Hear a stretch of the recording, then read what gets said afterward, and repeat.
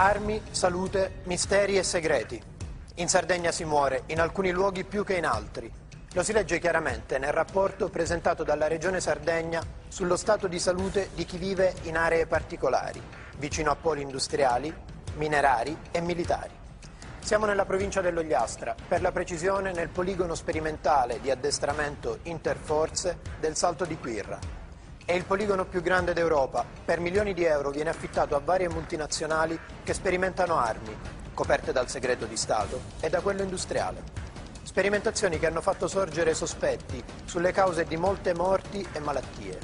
Parliamo di leucemie e tumori del sistema emofiliaco che hanno toccato gli abitanti del luogo in percentuali nettamente superiori alla media. Sindromi del tutto simili a quelle che hanno colpito alcuni soldati reduci dalle guerre del Golfo e dei Balcani dopo l'esposizione all'uranio impoverito. Ma quelle vittime nel Golfo Persico e nei Balcani non c'erano mai state. Per raccontare questa vicenda siamo andati dentro il poligono e tra la gente, ricostruendo storie e cercando di capire cosa succede nella Sardegna dei segreti.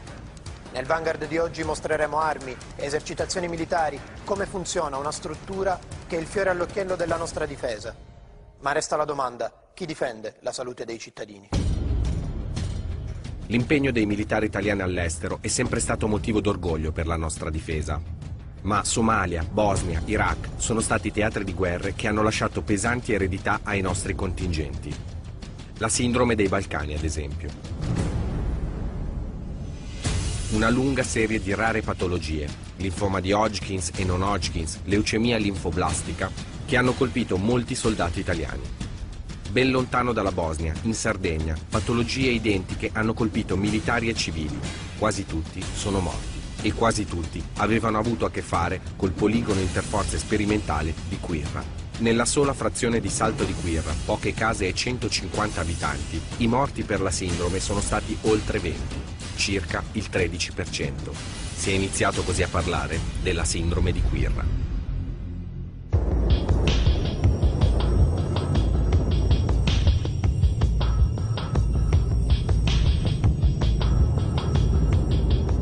Stiamo per entrare nel poligono. L'inquinamento bellico prodotto dalle attività del poligono è il principale imputato della sindrome. I militari accettano di riceverci e la nostra visita inizia con un ampio briefing. Sono il maggiore Antonio Massaio e sono il capo della sala operativa del poligono. All'interno del poligono tutt'oggi operano militari dell'aeronautica militare, dell'esercito e della marina, con scopi scientifici, sperimentali ed addestrativi. 765 persone impiegate fra militari e civili, 120 km quadrati di estensione a terra. Oltre all'altopiano di Quirra c'è anche il poligono a mare. All'interno di quest'ampia area vengono effettuate esercitazioni per testare armamenti e sistemi di puntamento dei mezzi armati. Le tre forze armate conducono quello che si chiama addestramento basico e complesso delle forze. Tiri d'artiglieria o esercitazioni con gli elicotteri o addirittura con gli UAV che sono i velivoli senza pilota. Nel poligono non fanno test solo le forze armate italiane, ma anche quelle di molti paesi stranieri e le multinazionali che producono armi. Queste vengono definite utenti. Attualmente non ci sono grandi sperimentazioni di armamenti nuovi, ci sono validazioni di armamenti già testati. A quanto pare viene data grossa attenzione anche all'impatto ambientale delle attività. Da qualche anno il poligono si è dotato di un disciplinare di tutela ambientale che prevede vi sia un costante monitoraggio delle aree. Sono stati costituiti un comitato di indirizzo territoriale che ha compiti di controllo e coordinamento ambientale delle aree e un comitato di esperti di monitoraggio ambientale che ha compiti di consulenza. Facendo una fotografia alla situazione ambientale attuale, diciamo che la costa è stata salvaguardata dalla speculazione edilizia e sono circa 6.500 i capi di bestiame che ancora oggi insistono sulle aree del poligono. Come vediamo, intorno al poligono girano poco meno di 60 milioni di euro. I comuni vengono indennizzati. Per concludere possiamo dire che il poligono sperimentale interforze è un patrimonio di valore tecnico-operativo delle forze armate e del paese. In Italia è uno strumento unico nel suo genere e offre possibilità di ulteriori sviluppi in altri campi. L'impatto economico sul territorio sembra buono, ma quanti sono i posti di lavoro che realmente interessano gli abitanti della zona e quante sono le esercitazioni? Non possiamo darle percentuali attuali per un semplice motivo, è in continuo divenire. Non abbiamo un numero preciso anche qua per dire ci sono 50 esercitazioni l'anno, ce ne sono 10, ce ne sono 5. Quello che viene approvato dal Comitato Misto Paritetico della Regione Sardegna è un programma molto corposo. Ad aumentare le preoccupazioni di chi vede il poligono come un pericolo è la recente approvazione di un decreto che prevede l'ampliamento e il potenziamento della base. Da quello che risulta a noi ancora non c'è uno stanziamento e ovviamente finché non c'è lo stanziamento non si comincia A questo punto andiamo a vedere una delle esercitazioni che si svolgono al poligono sperimentale interforze.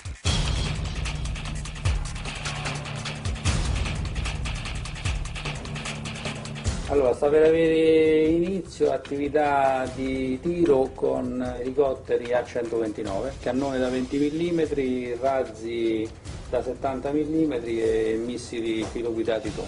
Sono munizionamento reale. Che elicottero è questo?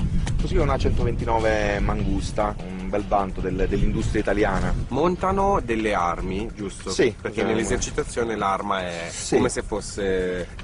Ci esercitiamo appunto per l'eventuale utilizzo in missione, per la difesa, insomma. Questo qui è un cannone da 20 mm, di canna rotante. Che arrivano tramite questo? Tramite questo nastro, sì, che li porta poi... Oltre a questo? Poi oltre a questo abbiamo la possibilità di montare altri sistemi d'arma. Che sono appunto razziere, questi qua sono rocket da 70 mm, ne possiamo montare 19 per lato, e poi abbiamo degli MLA che servono per il missile Elito. In che tipo di operazioni si userebbe? Ma questo qui è usato in teatro afghano, è risaputo. Ok, ricevuto, sei autorizzato, state più alti e più a sinistra.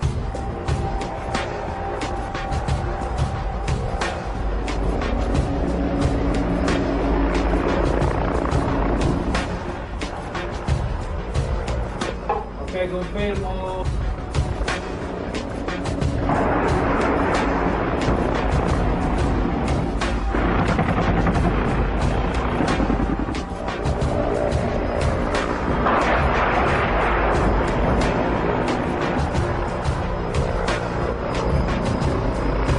Durante l'esercitazione riusciamo anche a capire precisamente quanti razzi verranno usati in quella giornata. Chiama l'artificiere, voglio sapere quanti razzi ha portato questa mattina. Ricevuto. Ha portato 290 razzi.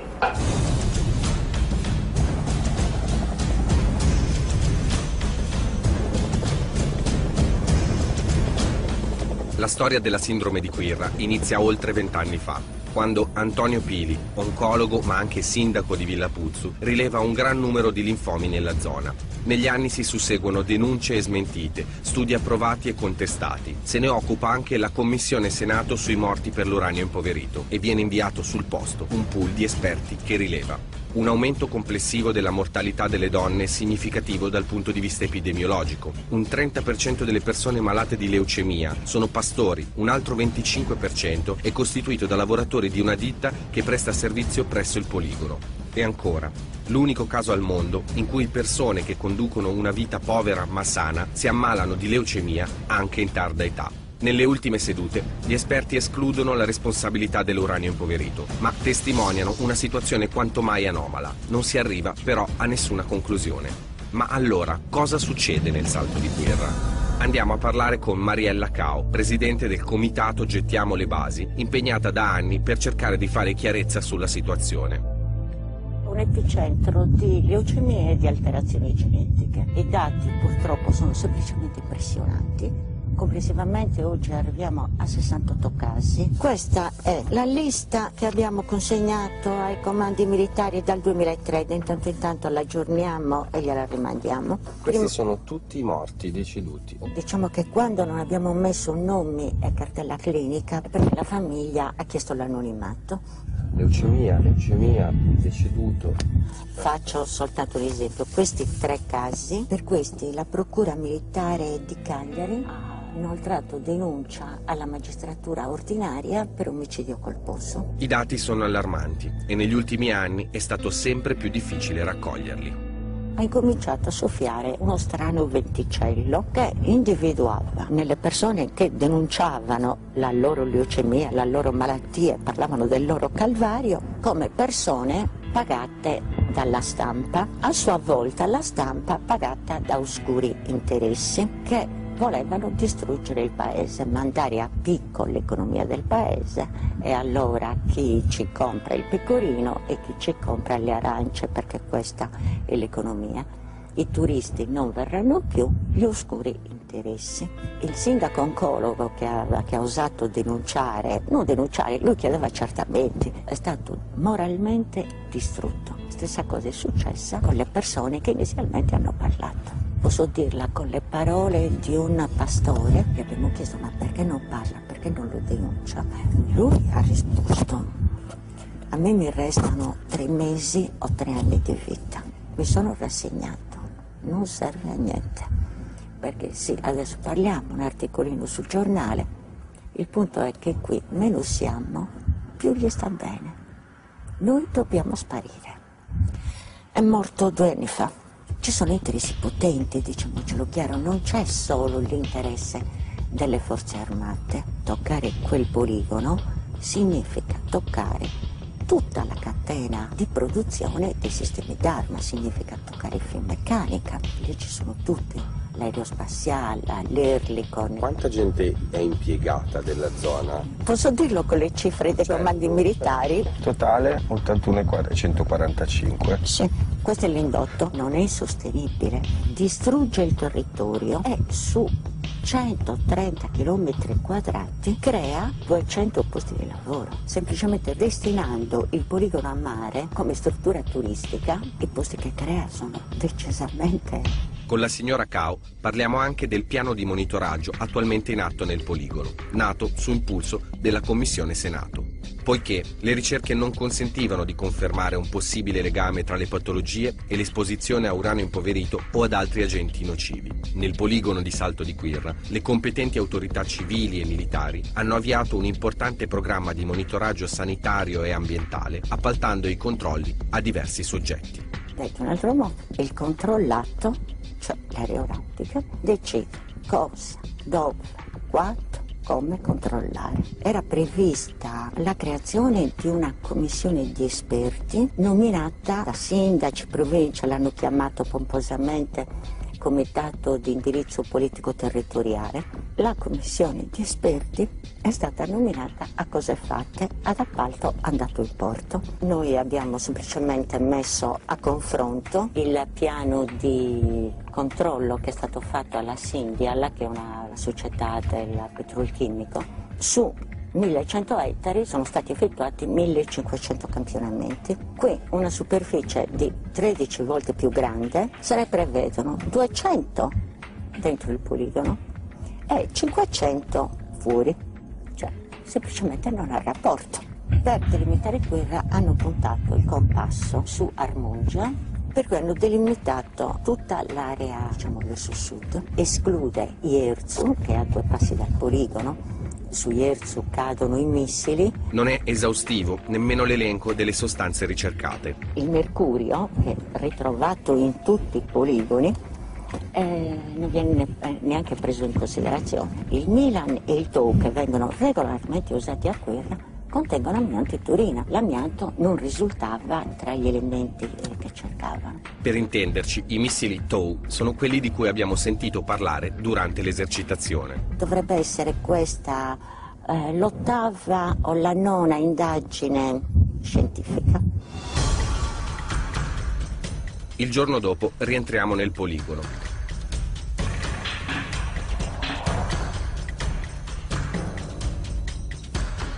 Visitiamo le varie sale di controllo e elaborazione dati e qualsiasi cosa vediamo, che sia in diretta o registrazione storica, mostra esplosioni e combustione.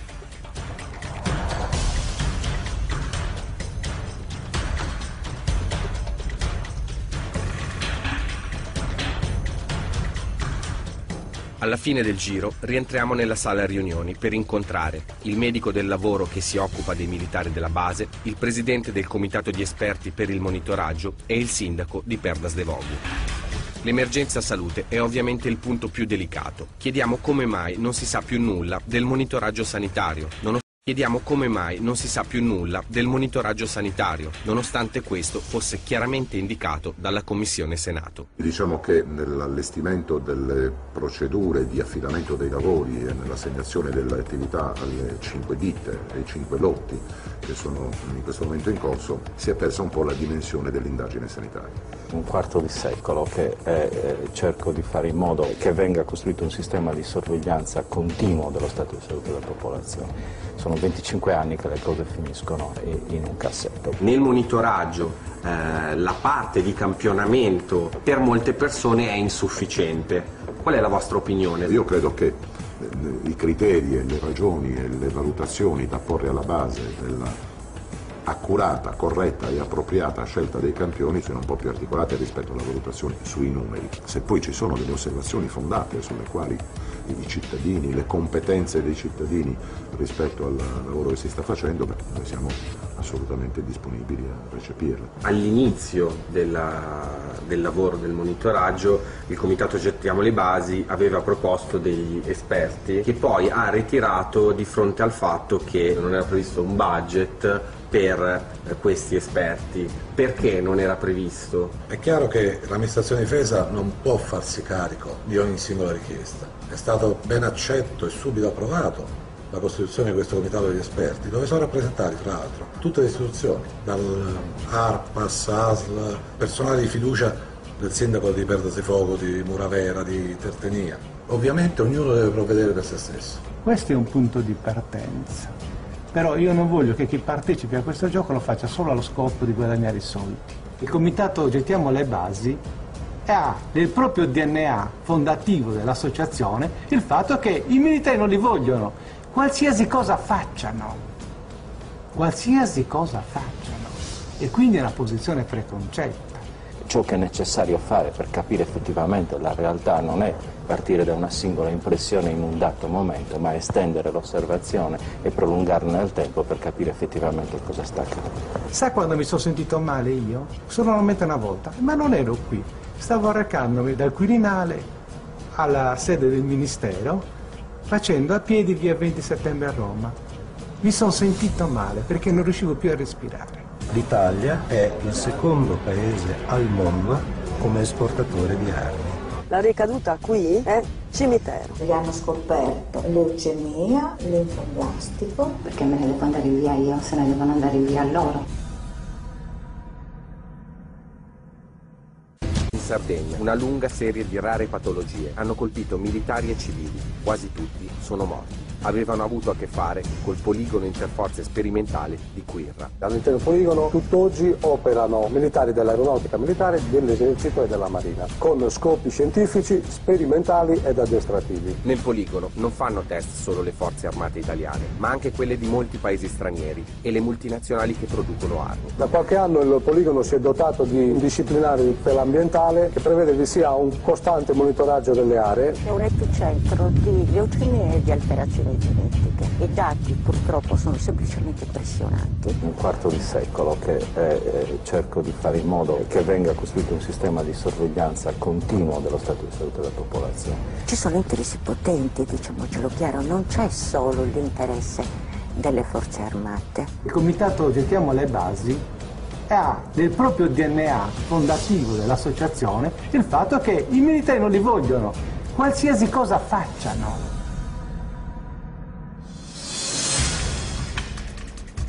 E Scalaplano, un altro paese confinante con il poligono.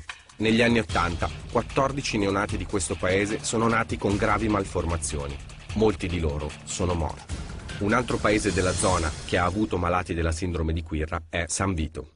Eravamo una famiglia tranquilla, diciamo, di salute e di tutto, finché un bel giorno si è sentito male mio nipote, 9 anni, e comincia a non avere forze, ha incominciato con vomiti, stava per entrare in coma. Allora l'hanno preso e l'hanno portato a Cagliari e scoprono che aveva la leucemia linfoblastico, terapie che mi l'ha fatta 3 volte. Dopo 4 anni è successo alla mamma, mia figlia, gli hanno scoperto leucemia, linfoblastico, l'hanno data presa, spacciata proprio dai primi giorni, hanno fatto il trapianto. Dopo 8 giorni che ha fatto questo trapianto se n'è andata. Anche i medici non sapevano come mai era successa questa cosa al figlio e poi alla mamma. Si dava le colpe, poverino. Come poteva succedermi una cosa così? Ma il fatto è che loro hanno frequentato molto Quirra. Loro tranquillamente alle feste, con queste belle giornate, andavano sempre a mangiare lì. Si divertivano, c'erano dei bossoli dappertutto. Noi ingenuamente li lasciavamo giocare. Dopo quello che mi è successo a me, io non ho paura di niente. Di che cosa devo aver paura?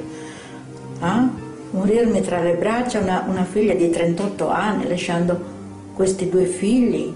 Beh, mia mamma ha avuto un mieloma e quindi da lì ho iniziato a frequentare l'ospedale oncologico. A contatto con l'oncologico ho incontrato tante persone della nostra zona che avevano malattie più o meno simili, cioè quasi uguali, leucemie, mielomi, linfomi. Stavi fermo lì senza fare niente, vedevi tutta questa gente anche arresa, triste. Tu vivi ancora qui in zona? Ancora qui, sì. Non ti è venuta voglia di andare via? No, perché me ne devo andare via io, se ne devono andare via loro, che ci causano danno. Questa è la mia terra, non loro, capisci? No, era proprio... Non è che vengano nella mia terra a sperimentare e a inquinarmela. No, non ho pensato di andarmene di qui. E dove? Non tutte le persone accettano di parlare. Una signora diceva che non dovevamo esprimere queste opinioni così sulle basi perché il figlio lavorava lì e rischiava di perdere il lavoro. E io gli ho risposto che il lavoro del figlio, o anche se fossero tantissimi, non volevano le malattie delle persone, che poi sono malattie gravi che portano alla morte.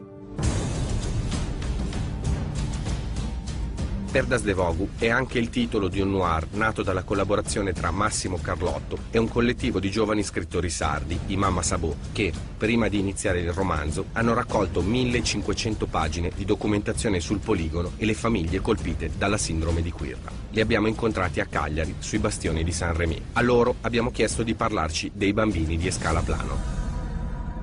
Dai primi anni 80 ai primi anni 90 ci troviamo di fronte a circa 20 nascite nel paese di Escalaplano con gravi deformità o con comunque gravi malattie, gravissime malattie. Ora, giusto per capirci, è come se noi parlassimo del 30% della popolazione neonatale di una città come Roma. Quando abbiamo avuto occasione di parlarne alle presentazioni, anche lì si è alzato chi lavorava in quel periodo di Escalaplano, una persona che ci ha raccontato che finché stava lì ha avuto 2 nascite e tutte e 2 sono state bloccate prima di arrivare a... Qual è una delle motivazioni, diciamo, ufficiali che sono state date di queste malformazioni a Escalaplano? È stato detto anche tra l'altro da un alto ufficiale, dice che la causa di quelle malformazioni è causata dal fatto che in quella zona si apparentano tra di loro.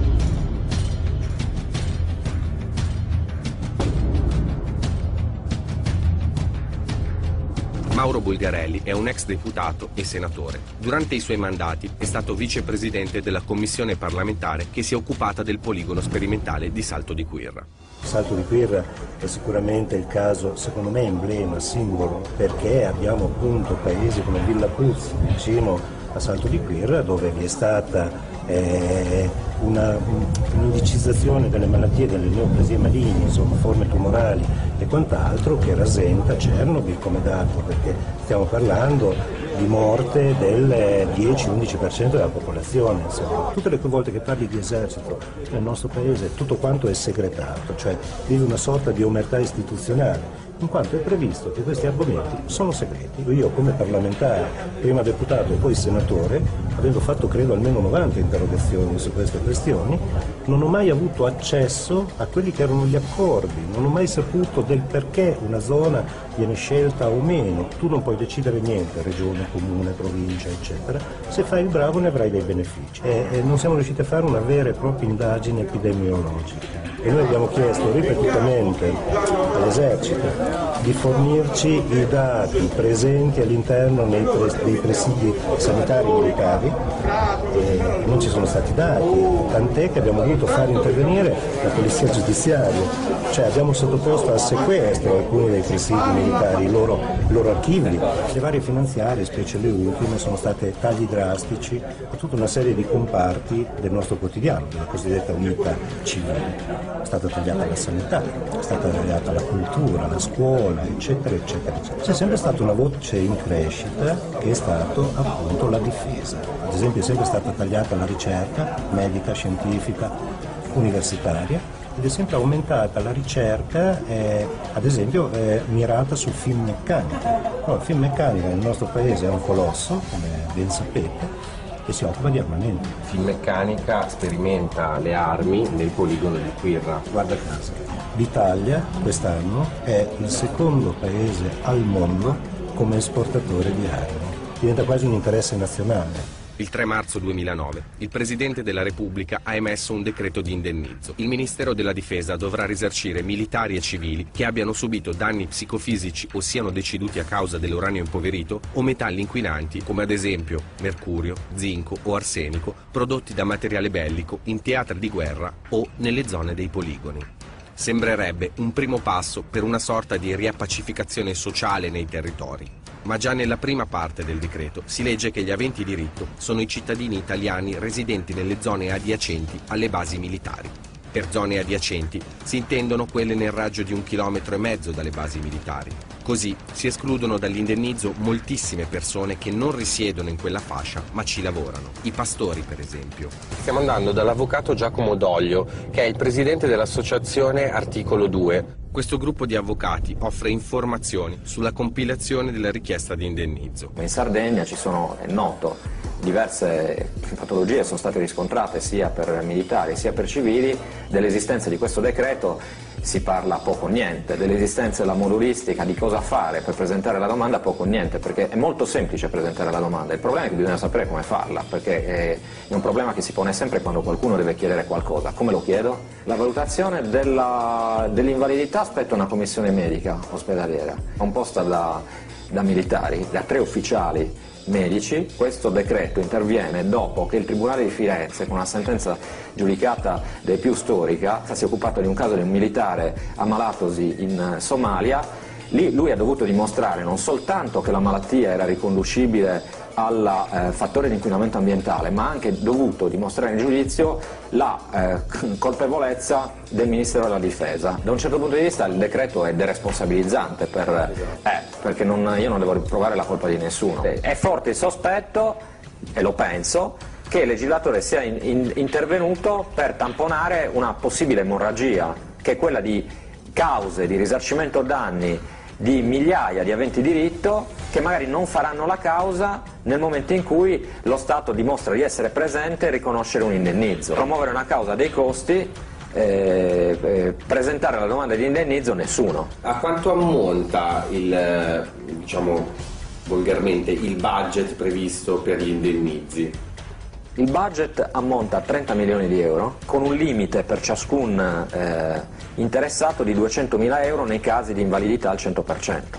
Un risarcimento sarebbe molto più consistente. Per esempio, la sentenza del Tribunale di Firenze per un'invalidità del 50% ha previsto sia complessivamente per danno biologico e danno morale, quindi per la sofferenza psichica, per il turbamento che il soggetto ha subito, 550.000 euro, oltre al rimborso di tutte le spese legali sostenute dall'interessato. Con l'indennizzo prenderebbe neanche un quinto probabilmente l'interessato, sempre che le risorse siano sufficienti. Com'è possibile che metto un tetto di spesa? Evidentemente si attendono pochi riconoscimenti, perché 30 milioni di euro di fronte a migliaia di potenziali aventi diritto sia come militari che come civili è certamente esiguo.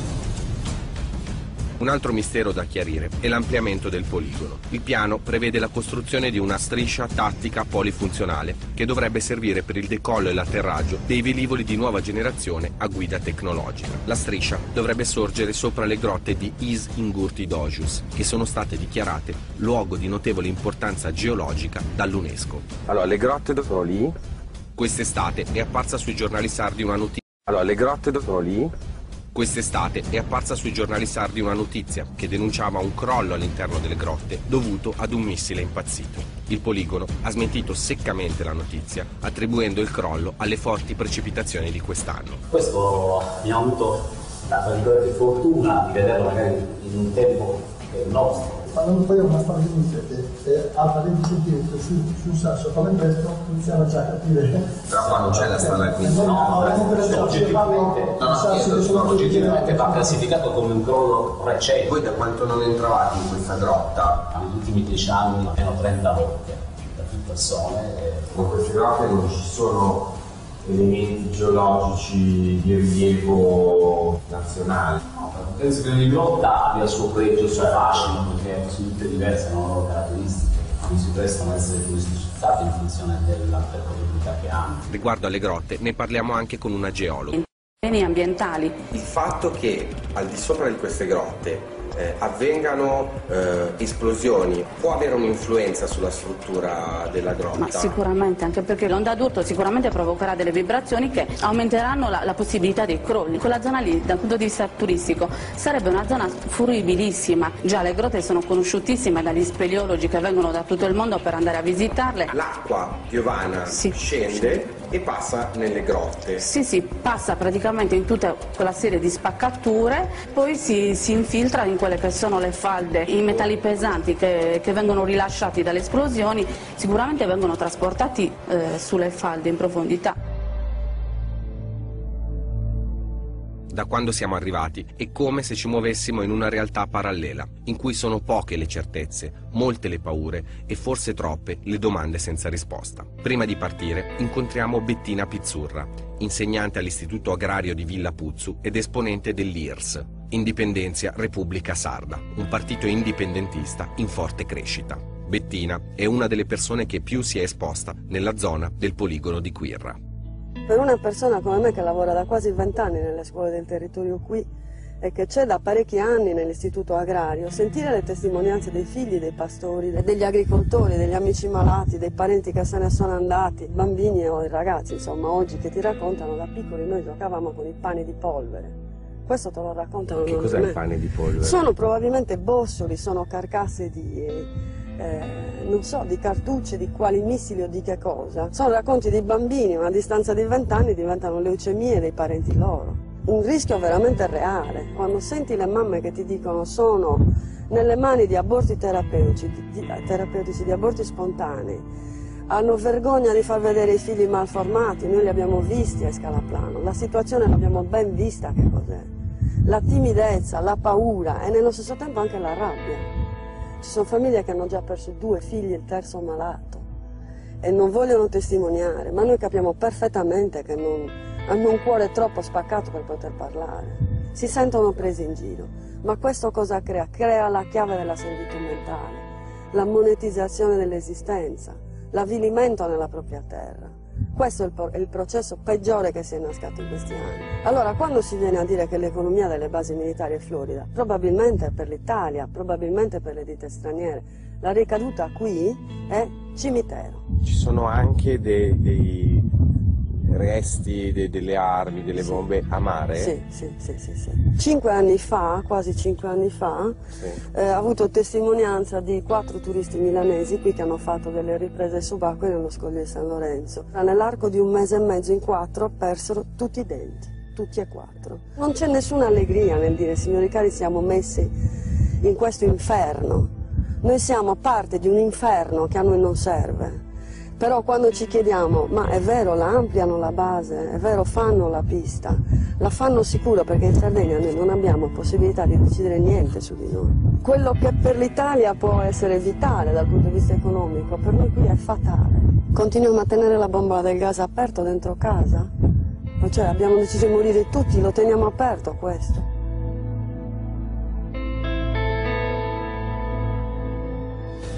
A meno di un anno dalla storica sentenza di Firenze, di cui parlava l'avvocato Doglio, un altro tribunale, quello civile di Roma, ha condannato il Ministero della Difesa a risarcire i familiari di un militare vittima da uranio impoverito.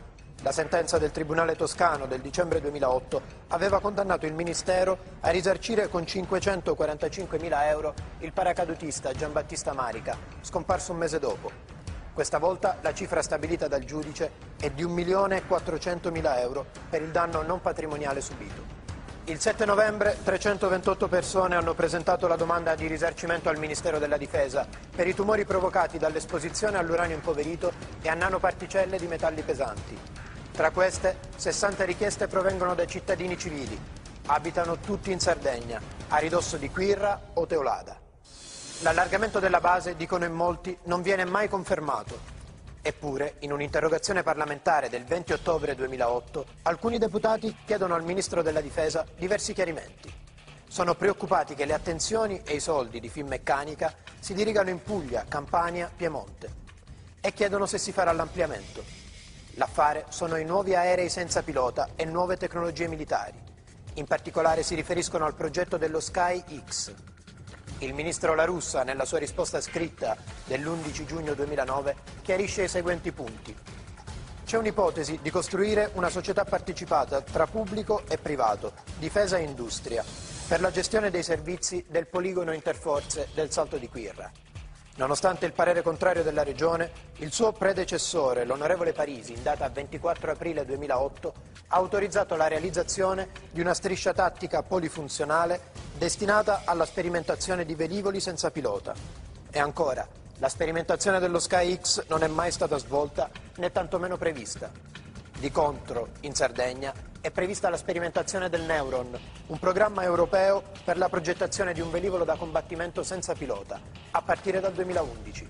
Infine, tranquillizza i deputati confermando, in difformità al parere della Regione Sardegna, di procedere alla realizzazione della striscia tattica polifunzionale al fine di ampliare le possibilità di sperimentazione sul poligono del Salto di Quirra e conseguentemente le capacità occupazionali del territorio. Ma il nodo centrale da sciogliere è un altro, l'uranio impoverito. È una scoria nucleare, un sottoprodotto di scarto delle centrali nucleari che viene utilizzato per rafforzare le armi e disperdere le scorie. È pericoloso? Non è possibile dirlo con certezza. Tuttavia si sono ammalate e sono morte molte persone, militari ma anche gente comune. Tra i primi a occuparsi della sindrome di Quirra e su vasta scala della sperimentazione delle nuove armi e dell'uranio impoverito è stato il pool di Investigative Journalism di Renews 24. Il primo utilizzo dell'uranio cosiddetto impoverito è avvenuto nel 91. Perché nel 91? Perché era da poco finita la guerra fredda. E allora si sdogana il nucleare viene utilizzato sul campo di battaglia. Quello che si spaccia per uranio impoverito in realtà non è uranio impoverito, non è uranio che contiene meno dello 0,7% dell'isotopo 235, al contrario è uranio sporco, uranio che contiene spesso l'uranio 236, l'isotopo 236, l'isotopo 238, che sono isotopi che non esistono in natura, sono prodotti di reazioni nucleari. Non parliamo di radiazioni alfa che sono assolutamente innocue perché basta un foglio di carta per schermarle, sì, ma sono così diffuse nell'ambiente che si respirano e se entrano nel corpo sono assolutamente letali. Purtroppo la ignoranza e la poca capacità di analisi di molti dei ricercatori che si occupano di questo argomento li porta a essere sicuri che non esiste uranio cosiddetto impoverito a Quirra e in quel poligono di tiro, mentre io sarei molto più cauto, visto che la sindrome è uguale in tutti i campi in cui vengono utilizzate queste armi, quindi Se non ci sono buoni ricercatori, questo non vuol dire che non esiste quello che stanno cercando. Inviterei a cominciare a fare analisi serie su questo argomento dal punto di vista sanitario, perché questo vuol dire esporre a dei rischi tutte le popolazioni che vivono in quelle zone. Il timore della popolazione era proprio questo, che il caso fosse sempre tutto insabbiato, che magari ci sono delle analisi fatte ma che non vengono divulgate, perché? Per gli interessi che ci sono dietro, riuscire a capire cosa stesse accadendo in quello che, come giustamente voi avete definito, il più grande poligono d'Europa, affittato a cifre non indifferenti, 50.000 euro all'ora, e con tutti questi casi che durano ormai da anni. Quando abbiamo deciso di raccogliere l'urina, ho trovato ad esempio un allevatore che ci ha fatto entrare nella sua capanna, che era una capanna quella tipica dei pastori sardi, dove si stava preparando la cena, e lì si è lasciato andare anche a confessioni che, tra l'altro, appunto, di un gregge di 300 pecore, pochi anni prima rispetto all'intervista, ben 30, quindi non poche, erano nate tutte cieche o con un occhio solo o comunque non vedenti. Nessuno sa realmente cosa viene testato, e stiamo parlando di una popolazione anche a bassa densità. Siccome dal punto di vista scientifico non ci sono delle risposte, sì, è questa, la colpa è dell'uranio cosiddetto impoverito, la colpa è di altre concause. Allora abbiamo proprio cercato di avere un approccio che prendesse in considerazione il più possibile le varie ipotesi sul campo, non ultima anche quella dei radar. Quella dei radar è un'altra delle questioni aperte e temute. Dice Massimo Coraddu, un fisico, che dei 6 radar sistemati nel poligono, almeno uno emette impulsi brevi da 240 kW per rilevare la traiettoria dei missili.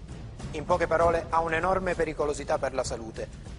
Infatti la legge prevede limiti ben precisi, 40 volt metro e 6 volt metro per non più di 4 ore vicino a case e scuole. Le emissioni di quei radar superano ampiamente i limiti. La distanza di sicurezza sarebbe 300-400 metri dalle abitazioni se si considerano le emissioni acute, 2-3 chilometri prendendo in esame quelle costanti.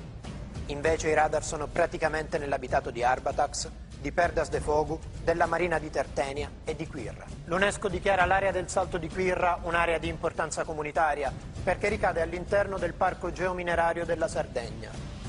Eppure, come in tante altre parti del nostro paese, continuiamo a vedere le vocazioni naturali dei territori subordinate a interessi molto lontani dai bisogni della gente. La necessità di sapere, capire, essere informati è un diritto che sta assumendo un valore sempre più alto. Se prima si chiedeva di vivere in pace, adesso ci basta sapere di che moriremo. Forse immaginare un mondo in cui non ci sia bisogno di sperimentare armi, spendere miliardi per fare la guerra, è un'ingenuità impensabile. Ma è impensabile anche credere che la gente possa continuare a morire senza sapere nemmeno il perché. Queste armi sono assolutamente proibite da ogni punto di vista perché colpiscono in maniera indiscriminata la popolazione civile. Averne capito almeno approssimativamente la funzione, il modo in cui operano, ci può permettere di fare una battaglia anche più precisa per metterle al bando, perché non possono essere utilizzate armi che colpiscono per generazioni i bambini che nascono in quelle zone.